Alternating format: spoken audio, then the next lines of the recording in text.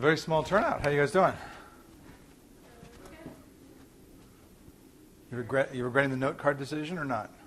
Actually, no. No? Okay, good.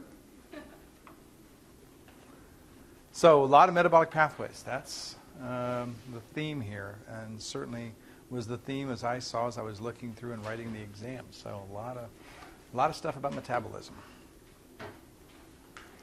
So what can I help you with? Citric acid cycle. Okay, what do you want to know? Well, as I was watching the video, I think I rewatched it last night. You talked about, well, you're going to have a note card for these things. Uh-huh. But now that that's not the case, Yeah. What are you looking from us? Well, same things I was looking for you when you had a note card. So it's a pathway that is a central metabolic pathway. As I said, I didn't require you to memorize all the structures of the pathway, but you certainly need to know the enzymes of the pathway. And I think it's kind of like glycolysis, the names of the intermediates. I think you should know, how many carbons you got at each place, because you lose carbons in the cycle. So I think that's useful knowing. So in terms of just structure of the pathway, I think those are important things. I think in general, any enzyme that I've talked about in any pathway is important. So if I've talked about it, then that's something that I think that you should know.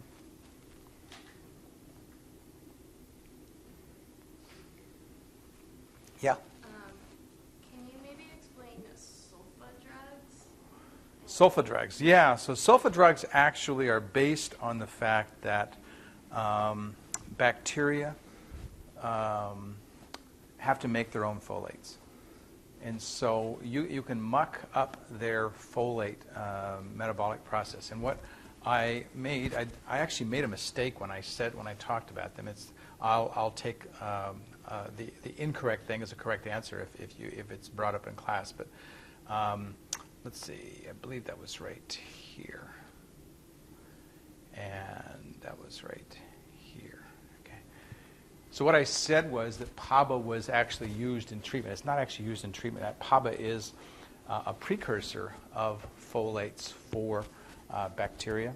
And so PABA lookalikes are sulfa drugs that inhibit the enzyme that would normally act on PABA and make them work. And somehow I had in my head when I was talking that PABA was actually the inhibitor, but it's not. It's actually the normal substrate for the bacterial folic acid enzymes. So in your highlights, you say humans get folate in their diet, so we are not susceptible to the action of these drugs? That's right. So what do you so are you saying like sulfa drugs we don't give to humans? Or? No. So whenever you design an antibiotic, you always want to do something that's going to affect one organism but not another. So if we don't have those enzymes that are used in making folates, then we could give people those drugs that would affect enzymes that would make folates, and they won't affect us. So you don't want to, you always think about side effects with drugs, right? So, for example, we give penicillin to people, right? Penicillin doesn't affect any of our enzymes. We don't want it to, because we want it to affect the enzyme of the bacterium that's trying to grow. So the sulfa drug's the same way. We're trying to affect an enzyme of a bacterium without affecting anything that we do. Make sense? Yeah. Yeah.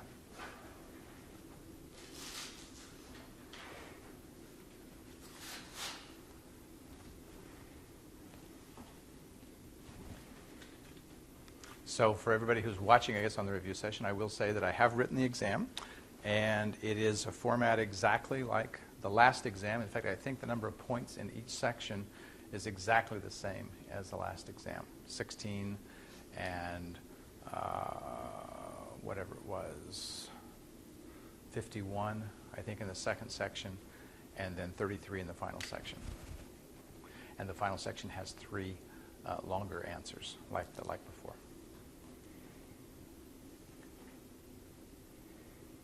Yeah. I mean, I have questions. That's fine, yeah. So again, the highlights, I was just confused because you're talking about the nitrogen cycle and how N2 reduces to NH4, and the process theoretically requires 6 electrons, 12 ATPs to make 2 NH3s. So I thought the end product was NH4. Okay, so a question that I talked about in nitrogen metabolism, where I said that we have to take nitrogen from N2 to ammonium ion, which is NH4, and then later I said we're taking them to NH3. If you put NH3 in water, that will pull a proton off of water and make it NH4. So NH3 in water is the same as NH4 essentially. Okay. Okay. So would you consider the end product to be NH3 then? Or Either one's fine. They're Either one. both end products because if you put them in water, you've got the same thing. okay. Yeah. So when you put ammonia in water, I'm sure you've done the experiments in freshman chemistry where you use ammonium hydroxide, and you have to be very careful not to smell that stuff because it reeks of ammonia. And so what's happening is the ammonia is coming out of the solution with water. When it's in the solution, it's pulling a proton off of water, which makes NH4+, and what you're left with behind is a hydroxide ion, NH4OH. That's why we talk about ammonium hydroxide, but it's the same thing as ammonia water.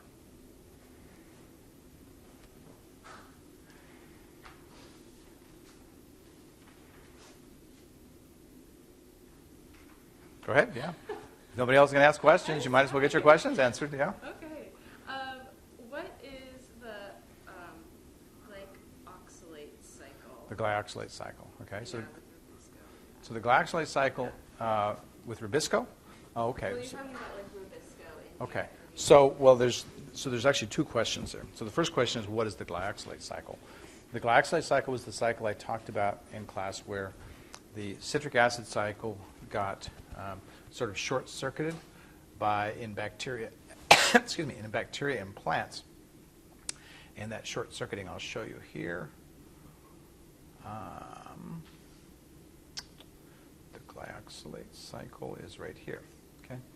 So this was the short-circuiting that we talked about before, and we could see that it starts out like the citric acid cycle does, but before we get any decarboxylations, isocitrate gets split into a 4-carbon piece and a 2-carbon piece. The 4-carbon piece goes through the rest of the citric acid cycle as before, succinate to fumarate to malate to oxaloacetate. But the 2-carbon piece can be joined with another 2-carbon piece to make malate, so that when we get over here, we end up with 2 oxaloacetates where we only started with 1 coming in, one coming into the cycle here. So that means every time we turn the cycle, we've got 1 extra oxaloacetate. That oxaloacetate can be used to make glucose, for example, in gluconeogenesis. So it's for this, because plants and bacteria have this cycle, they can make glucose from acetyl-CoA. It's something that we can't do, okay, at least in net amounts. All right, so if you fast forward to what I'm talking about with Rubisco, I pointed out that in the cyclic photophosphorylation, okay, I'm not used to this computer, here we go. In cyclic photophosphorylation, what's happening is this guy is, I'm sorry, it's not cyclic photophosphorylation, sorry, I'm saying the wrong thing. In the inefficient reaction of Rubisco, and I thought I had a cycle. Nope, it's not it. Hold on, I'll show you. Yeah. Okay, so in the normal reaction that Rubisco catalyzes, you take ribulose 1,5-bisphosphate, you add carbon dioxide, and the energy of the ultimately from the sun, and you make 2 molecules of 3-phosphoglycerate. Those 2 molecules of 3-phosphoglycerate rearrange and go on to make glucose. But I pointed out that the enzyme Rubisco is inefficient, and if instead of encountering carbon dioxide it encounters oxygen, what will happen is it will split the ribulose 1,5-bisphosphate into 3-phosphoglycerate, just like the other reaction. But because it hasn't assimilated any carbon dioxide, it makes phosphoglycerate, which ultimately becomes glyoxylate.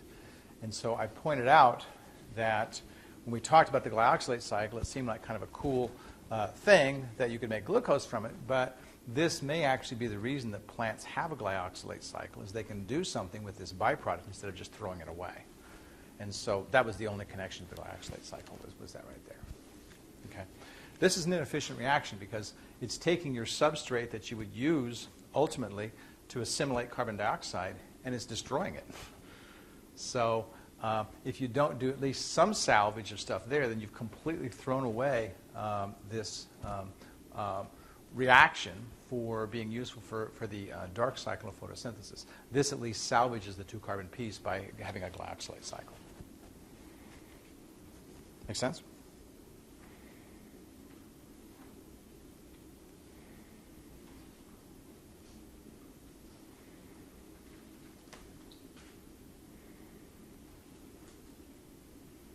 Yeah. Could you explain the enzyme phosphodiesterase? Sure. So phosphodiesterase is an interesting enzyme, and it actually you have several phosphodiesterases in your body. But what a phosphodiesterase will do is it will break phosphodiester bonds. Okay. Well, where do we see phosphodiester bonds? We see phosphodiester bonds in DNA. We see them in RNA, and we also see it in this interesting molecule known as cyclic AMP. And cyclic AMP is a target for some phosphodiesterases, and the phosphodiesterases are there normally to break it down. And the reason that you want to break those down is you don't want to have cyclic AMP around for too long. Cyclic AMP is a molecule that's used to signal things in the cell. And one of the signals that happens in the cell is when a hormone like adrenaline binds to the cell surface. It stimulates several things, including the production of cyclic AMP. And that cyclic AMP goes on, and I haven't really talked in class much about it, but the cyclic AMP goes on and stimulates, ultimately, the phosphorylation of glycogen phosphorylase. Well, glycogen phosphorylase breaks down glycogen to make glucose. So if you don't have a control on breaking down cyclic AMP, then the longer it stays around, the more glycogen you're going to break down, the more glucose you're going to release. Well, normally cells, knock that out pretty quickly. The cyclic AMP goes up, phosphodiesterase works on it and breaks it down. However, if you're drinking caffeine of coffee, or it doesn't have to be coffee, just caffeine in general, caffeine will inhibit phosphodiesterase. So what that will do is it will slow down the breakdown of cyclic AMP, which will lengthen the period of time that glycogen is being broken down, which increases the amount of glucose that goes out in the bloodstream. And so that's why I said in class you get a buzz out of drinking caffeine. Make sense?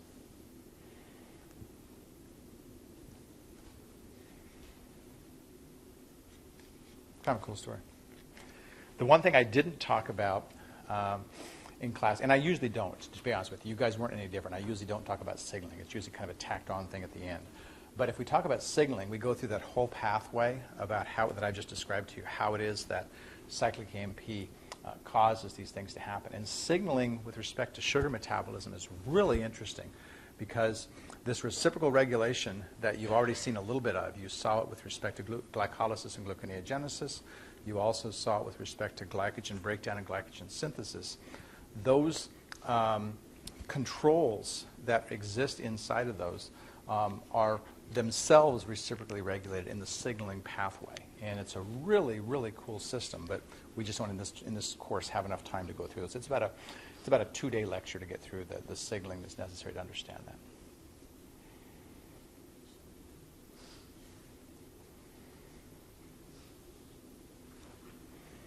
You get a gold star.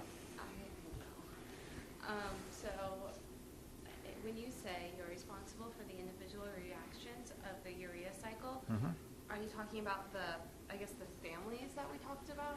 Yeah, it's like if you look back to what I said in class, I said I'm not going to hold you responsible for knowing every single molecule and so forth, but I think any of the ones that I've pointed out in class, I think you should know, basically. So that's the highlights are a little bit broader than what I would expect you to know. So any of the things any of the reactions I talked about in class, where I talked about breakdown of arginine to make urea, okay, which produces ornithine, which ornithine goes in and makes citrulline. Those were reactions I talked about, but I didn't talk about argininosuccinate. I didn't talk about other things in the cycle. So if I didn't talk about them, I'm not going to hold you responsible for them.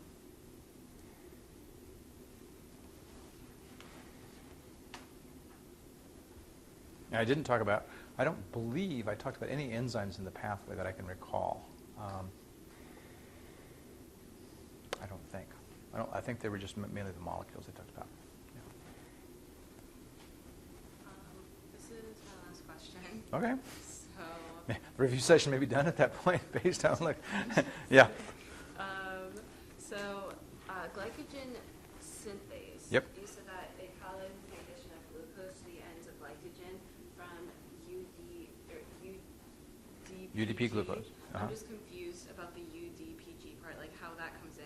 Okay. Is glycogen Right. attached to it?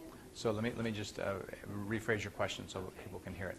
So she's asking about how glycogen synthase works, and in the highlights I said the glycogen synthase attaches a glucose to the free end of a glycogen molecule using UDPG as the substrate. So UDPG stands for UDP glucose, and it's that molecule where UDP is linked to glucose. So if we go back to the figure for that,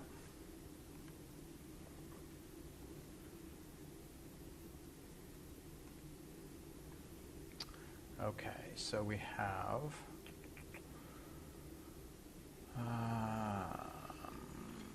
here. Okay, so here's UDP glucose right here. There's the UDP part that goes up to there. There's the glucose part. And the reason that cells have this, of course, is that this molecule has high energy, and we need high energy to make this alpha-1,4 bond, because we already gave you examples about how that bond has some energy in it. So this guy is the substrate, that's the UDPG. There's the glycogen molecule, and so when the enzyme catalyzes it, it grabs this thing right here, takes the glucose part and attaches it there, so that the glycogen chain has grown by one more glucose. Make sense? So this guy, I said that it is, in fact, made by an enzyme from glucose 1-phosphate plus UTP, and that's how that is made. I didn't ask you to know the name of the enzyme. Yeah? Can you talk about the reactions before the citric acid cycle? The reactions before the citric acid cycle, certainly. So the synthesis of acetyl-CoA from pyruvate is an energy-rich process. And let's see, where are we at here? Glycolysis, carbohydrate. Let's see, material ends there. Okay. And there we go. Sorry. All right. So when we look at the reactions of pyruvate, this basically is what's happening. Okay. Pyruvate's getting converted into acetyl-CoA, and the enzyme that catalyzes that is known as pyruvate dehydrogenase. As I said, that enzyme is not part of what we consider to be the citric acid cycle, so it's separate from it. The enzyme itself is located in the mitochondrial matrix. So in order for this reaction to occur, pyruvate has to be brought into the mitochondrion.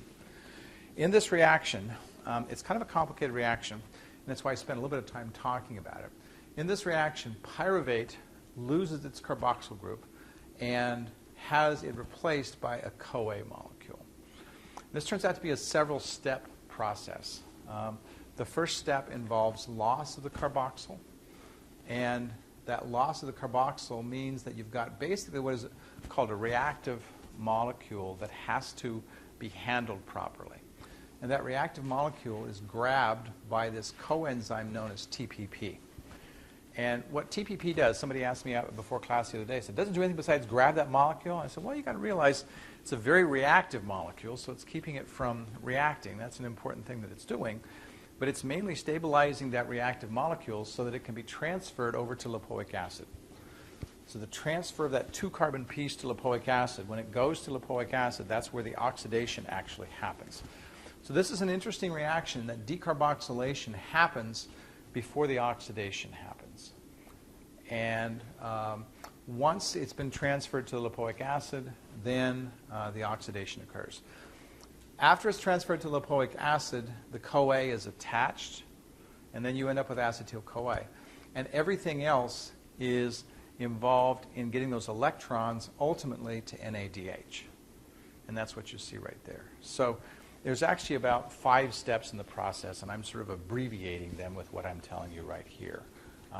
There are 5 coenzymes that are necessary for the process. They include lipoic acid, they include thiamine pyrophosphate, that's the TPP. They include NAD, they include FAD, and they include coenzyme A. So all 5 of those are needed. And what's of interest is that all 5 of those are also used by the enzyme of the citric acid cycle known as alpha-ketoglutarate dehydrogenase, and it uses almost exactly the same mechanism. Does that answer your question?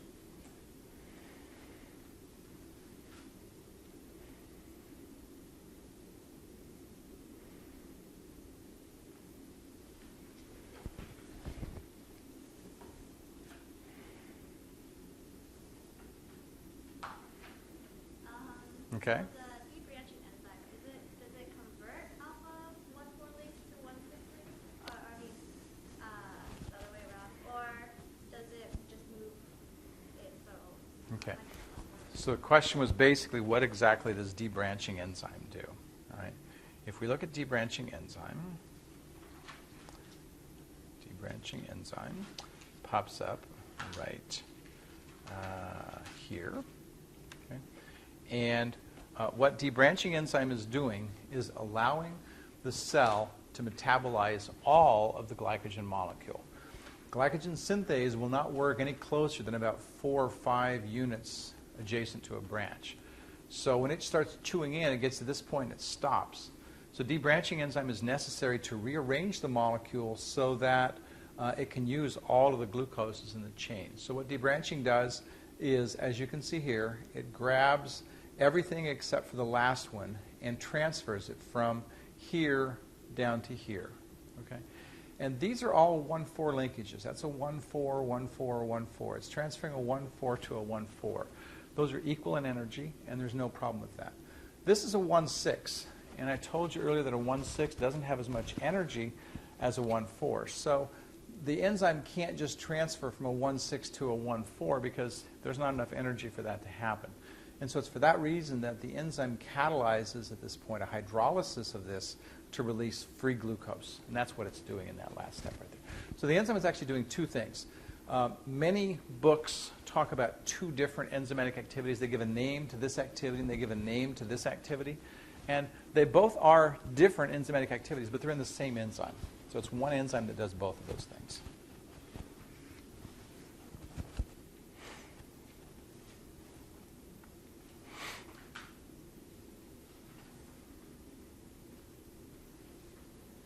And then the last glucose is just released as... That's free glucose, yep.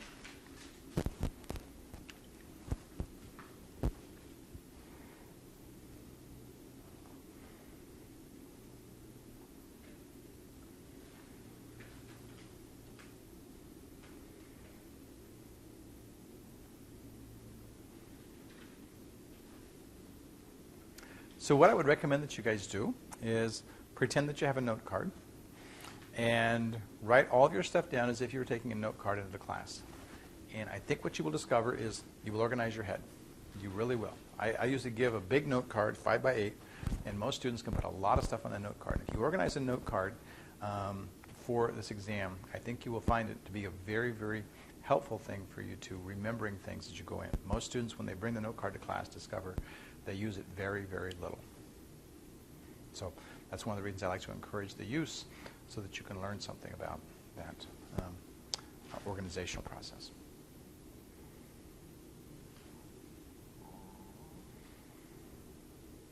Well, are we done? You're going to be in your office Monday? I will be in my office on Monday, and any questions, I'm sure that's usually when a lot of questions come up at the last minute, and I'll be happy to answer questions at that point as well. Okay? All righty, study hard.